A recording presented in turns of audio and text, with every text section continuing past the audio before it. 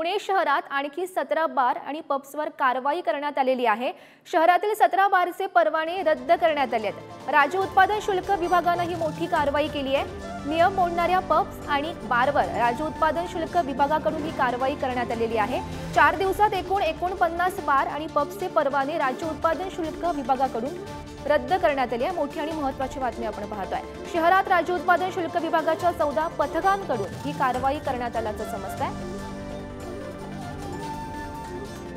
तर या संदर्भात माहिती देत आहेत आमचे प्रतिनिधी ज्ञानेश्वर चौतमल सध्या आपल्या सोबत आहेत।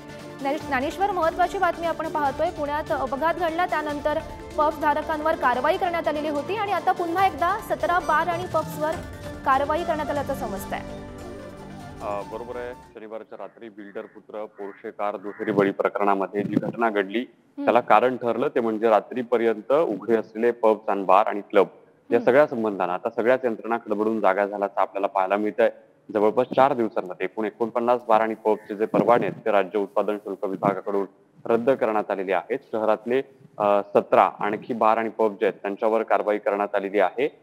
एकूण जर आपण 4 दिवसातला हा आकडा पाहिला तर तो 49 इतका। राज्यात वेगवेगळ्या ठिकाणी अशा पद्धतीच्या कारवाया सुरू आहेत। मात्र विशेष लक्ष आहे ते पुण्यामध्ये, कारण पुण्यात जी दुर्घटना घडली त्यानंतर कशा पद्धतीने यंत्रणांवरती प्रश्नचिन्ह उपस्थित केले गेले ते आपण पाहिलं।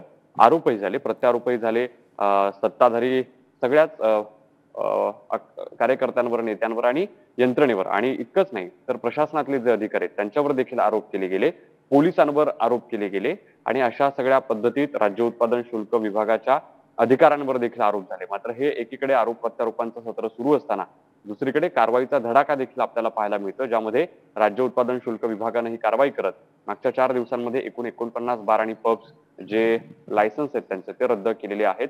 शहरातल्या जवळपास 14 पथकांकडून ही सगळी कारवाई सध्या केली जाते।